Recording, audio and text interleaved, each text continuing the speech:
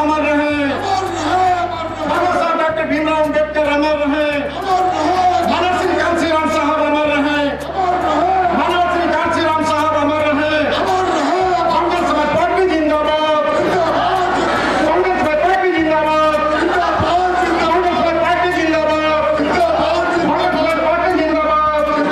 हमारी पार्टी जिंदाबाद। 2024 लोकसभा चुनाव का 13 मई और 25 मई को इलेक्शन है। बहुजन समाज पार्टी के सुप्रीमो आदरणीय बहन कुमारी मायावती का श्रावस्ती कटरा में जनसभा था और जनसभा के दौरान हजारों महिलाएं पुरुषों का जनसैलाब उमड़ा आदरणीय बहन कुमारी मायावती का भाषण सुनने के लिए। आदरणीय बहन कुमारी मायावती भारतीय जनता पार्टी पर जमकर प्रहार किया और कहा कि ये 5 किलो राशन जो सरकार दे रही है वो आप ही के जनता के टैक्स के पैसे से ही सरकार आपको 5 किलो राशन दे रही है। नमस्कार, मैं हूं मिथिलेश कुमार, आप देख रहे हैं समाचार भारत। समाचार भारत की टीम इस वक्त श्रावस्ती लोकसभा में पहुंच चुकी है और श्रावस्ती लोकसभा में बहन कुमारी मायावती का आज आगमन है और श्रावस्ती लोकसभा के बहुजन समाज पार्टी के प्रत्याशी हाजी दत्तन खां के समर्थन में और कैसरी विधानसभा के बहुजन समाज पार्टी के मोहम्मद हारिस फिदा खान के समर्थन में आज रैली कर रही है। और मेरे पीछे आप देख सकते हैं कि भारी जन समर्थन महिलाओं और पुरुषों की आप देख सकते हैं कि इतनी बड़ी जन सैलाब उमड़ी हुई है। और इसी जन समर्थन की 25 मई को यहाँ वोटिंग है और इन्हीं दोनों प्रत्याशियों के समर्थन में आदरणीय बहन कुमारी मायावती इन दोनों प्रत्याशियों के पक्ष में वोट करने की अपील करेंगी। मिथिलेश कुमार, समाचार भारत, श्रावस्ती।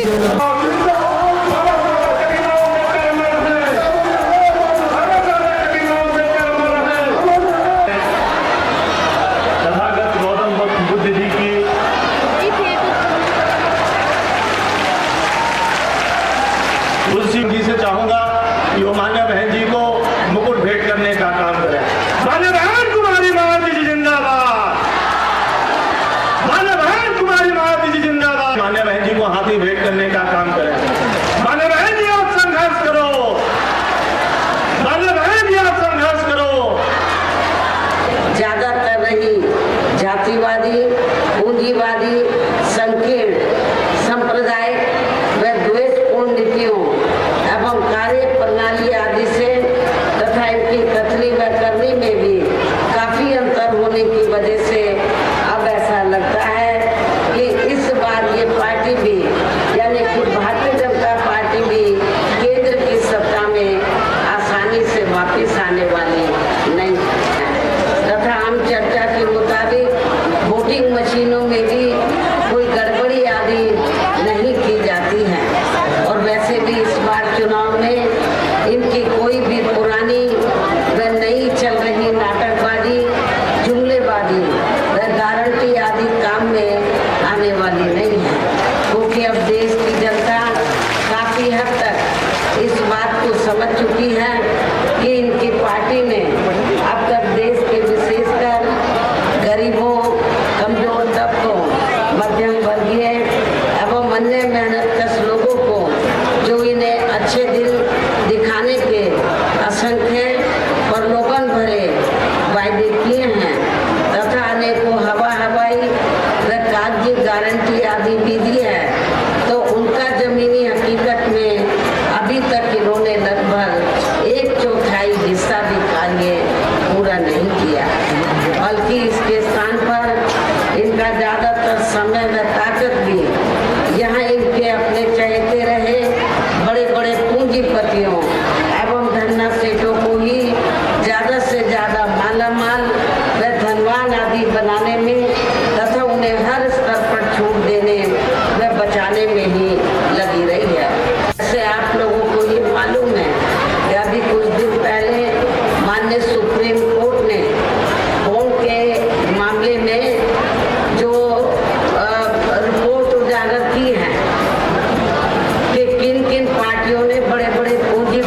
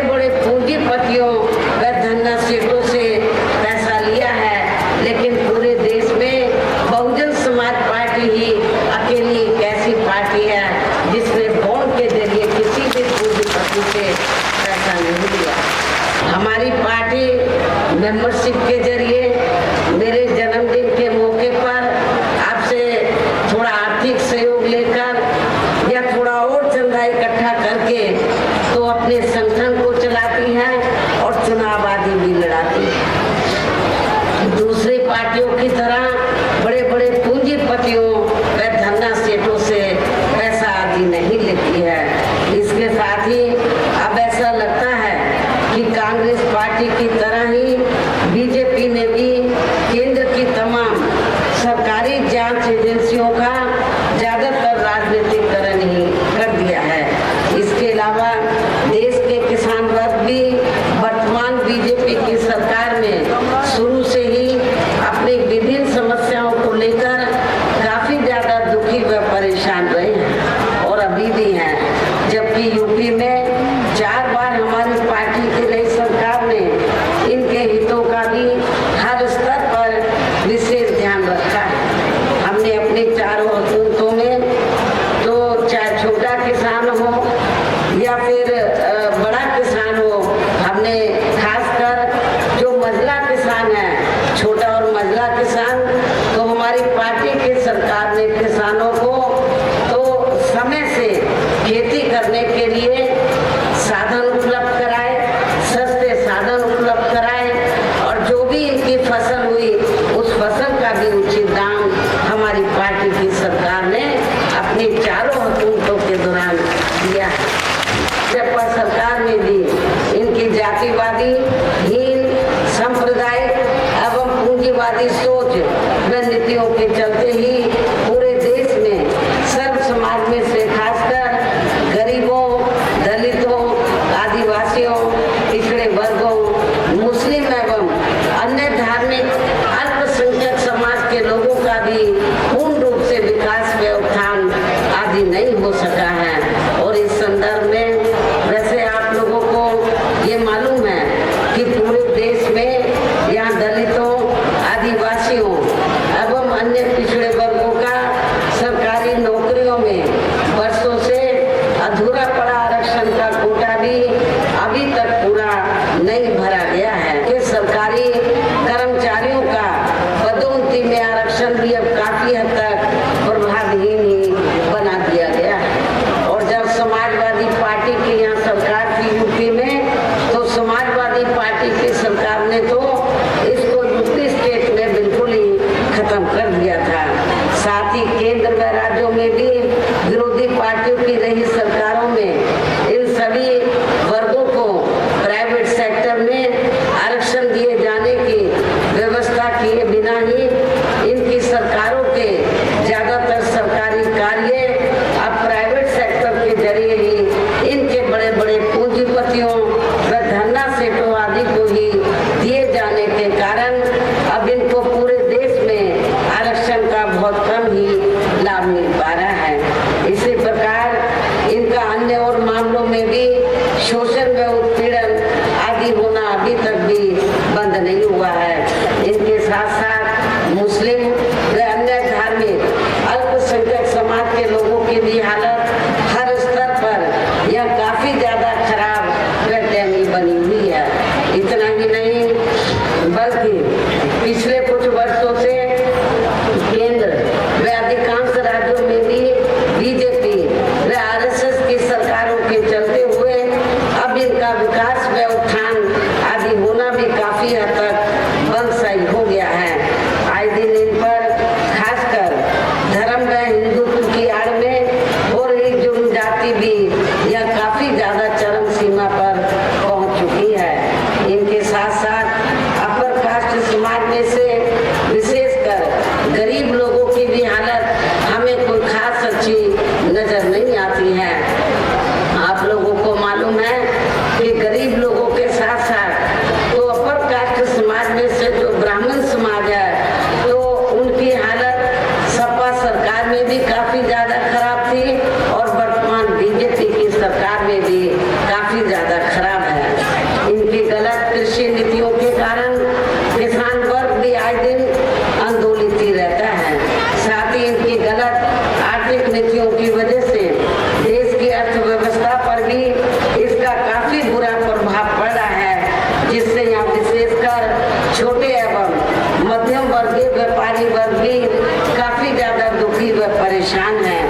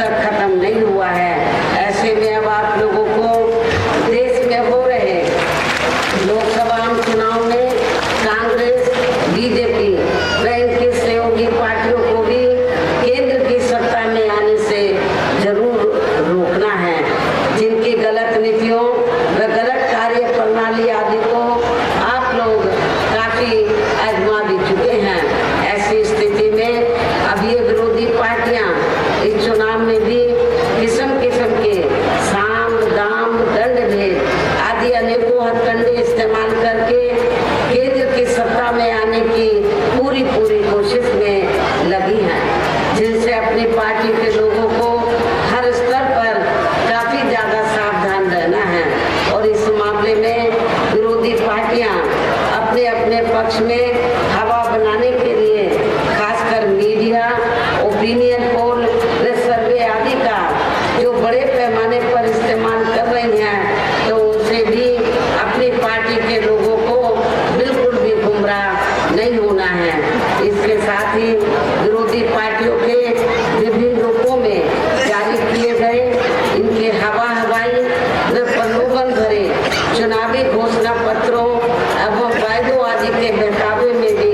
अपनी पार्टी के लोगों को कतई भी नहीं आना है। जिन्हें ये पार्टियां सरकार बनने के बाद ज्यादातर अमल में नहीं लाती हैं और अब जिन पर से देश की जनता का अधिकांश विश्वास ही उठ गया है, यही खास वजह है कि हमारी पार्टी किसी भी चुनाव में अपनी पार्टी का कोई भी चुनावी घोषणा पत्र आदि जारी नहीं करती है। खासकर मैं ये कहना चाहूंगी, केंद्र द्वारा देश में पिछले कुछ समय से अति गरीब परिवारों को अस्थायी तौर पर फ्री में जो थोड़ी सी खाद्य सामग्री, राशन आदि दिया जा रहा है, तो उससे इनका स्थायी तौर पर भला होने वाला नहीं है। आप लोगों को मालूम है कि पिछले कुछ वर्षों से तो जब भी चुनाव आता है असेंबली का और पार्लियामेंट का, तो केंद्र की सरकार जो गरीब लोग हैं तो इनको फ्री में राशन देने की बात करती है, थोड़ा घना राशन दे देती है। लेकिन इसके बदले में जब इलेक्शन होता है तो भारतीय जनता पार्टी और आरएसएस के लोग करते क्या हैं, गांव-गांव में जाते हैं और गांव-गांव में जाकर जो हमारे गरीब लोग हैं, सर्व समाज में से जो गरीब लोग हैं, उनको ये कहते हैं कि देखो बीजेपी ने, श्री नरेंद्र मोदी जी ने आपको फ्री में राशन दिया है, आपने बीजेपी श्री नरेंद्र मोदी का नमक खाया है, इसको आपको बीजेपी को वोट देकर जरूर अदा करना चाहिए। लेकिन मैं आप लोगों को ये बताना चाहती हूँ, इसमें रत्ती भर भी सच्चाई नहीं है, क्योंकि आप लोगों को जो फ्री में राशन दिया जा रहा है, ये बीजेपी की मेहरबानी नहीं है, श्री नरेंद्र मोदी जी की मेहरबानी नहीं है। ये अपने जेब से आप लोगों को फ्री में राशन नहीं दे रहे हैं, बल्कि जो टैक्स से आपका पैसा जमा होता है, जनता का पैसा जमा होता है, उस टैक्स के पैसे से ही आप लोगों को फ्री में राशन दिया जाता है। इसलिए आप लोग जो है उनका नमक नहीं खा रहे हैं, अपने टैक्स का नमक खा रहे हैं। इसलिए आप लोगों को इनके बहकावे में कतई भी नहीं आना है। और वैसे समाज में से गरीब एवं बेरोजगार लोगों को बेरोजगारी भत्ता आदि न देकर उन्हें बड़ी तादाद में रोटी रोजी के साधन भी उपलब्ध कराए हैं, जो अब ये कार्य भी अधिकांश ठंडे ही पड़े हैं, जिनकी फिर केंद्र में सरकार बनने पर हमारी पार्टी की केंद्र में सरकार बनने पर फिर प्राथमिकता दी जाएगी। कहने का तात्पर्य ये है, देश में इस समय हो रहे लोकसभा चुनाव में विरोधी पार्टियों के जारी किए गए इनके हवाई व प्रलोभन भरे चुनावी घोषणा पत्रों आदि के बहकावे में अब यह खासकर देश के अति गरीबों, मजदूरों, बेरोजगारों एवं अन्य मेहनतकश लोगों को बिल्कुल भी नहीं आना है। और अब इन्हें ऐसे सभी विरोधी पार्टियों को हर हालत में केंद्र की सत्ता में आने से जरूर रोकना है, जिनकी कथनी व करनी में काफी अंतर रहा है तथा जिन्हें ये लोग वर्षों से आजमा भी चुके हैं। ऐसे में अब मेरा यही कहना है कि आप लोगों को अपने खुद के व अपने प्रदेश एवं देश के भी हित में अपने वोटों को यहाँ कांग्रेस, बीजेपी व अन्य विरोधी पार्टियों को न देकर केवल अपनी एकमात्र हितैषी पार्टी बहुजन समाज पार्टी को ही देना। श्री छत्रपति शाहू जी महाराज, श्री नारायण गुरु, बाबा साहब डॉक्टर भीमराव अम्बेडकर एवं मान्यवर श्री कांशीराम जी का अधूरा रहा सपना जरूर साकार हो सकता है, जिनको यूपी में हमारी पार्टी की रही सरकार द्वारा हर स्तर पर पूरा आदर सम्मान दिया आपके स्टेट के भी हित में, आपके क्षेत्र के भी हित में ये कहना है कि हमारी पार्टी ने या जिनको भी लोकसभा के लिए चुनाव के मैदान में उतारा है, जो आपके सामने मंच पर मौजूद भी हैं, तो उन्हें आपको जरूर, आप लोगों को जरूर कामयाब बनाना है कि लोकसभा की सीट से हमने श्री मुईउद्दीन अहमद खान उर्फ हाजी दबदम खान को हमने चुनाव के मैदान में उतारा। आप लोगों को ये मालूम है कि यहाँ पर मुस्लिम आबादी काफी ज्यादा है। दलितों के साथ साथ यदि मुस्लिम समाज के लोग अपना वोट नहीं बांटते हैं, एक तरफा बीएसपी के कैंडिडेट को दे देते हैं, तो दलित और पिछड़ों के साथ तो मैं आपको दावे के साथ कह सकती हूँ कि इनको कोई चुनाव जीतने से रोक नहीं सकता है। ये अच्छे वोटों के अंतर से जरूर चुनाव जीतेंगे। बहराइच जो सुरक्षित लोकसभा की सीट है, शेड्यूल कास्ट में विभिन्न जातियां हैं, हमने यहाँ से श्री ब्रजेश कुमार सोनकर को चुनाव के मैदान में उतारा। ये पढ़े लिखे आपके साथी हैं, इनको भी आपको कामयाब बनाना है। कैसरगंज लोकसभा की सीट से अपर कास्ट समाज में से खासकर ब्राह्मण समाज से हमने श्री नरेंद्र पांडे को अपना प्रत्याशी बनाया है। गोंडा लोकसभा की सीट से हमने श्री सौरभ कुमार मिश्रा को चुनाव के मैदान में उतारा है। इनकी भी आबादी कैसरगंज गोंडा में ब्राह्मण समाज की आबादी काफी ज्यादा है। यदि ब्राह्मण समाज के लोग अपना वोट बांटने की बजाय बीएसपी के अपने उम्मीदवारों को दे देते हैं, तो फिर ये भी जरूर कामयाब होंगे। आपके इस देवी पाठन मंडल में विधानसभा गैसड़ी में बाई इलेक्शन हो रहा है, तो इस बाई इलेक्शन में हमने मोहम्मद हारिस खान को चुनाव के मैदान में उतारा है। मेरी आप लोगों से पुरजोर अपील है, आप लोगों से यही कहना है कि आप लोग सामने वाले बटन को दबाकर इन सभी प्रत्याशियों को जरूर कामयाब बनाना है। इनको रिकॉर्ड तोड़ वोटों के अंतर से जरूर जिताकर भेजना है। इस खास अपील के साथ ही अब मैं अपनी बात यही समाप्त करती हूँ।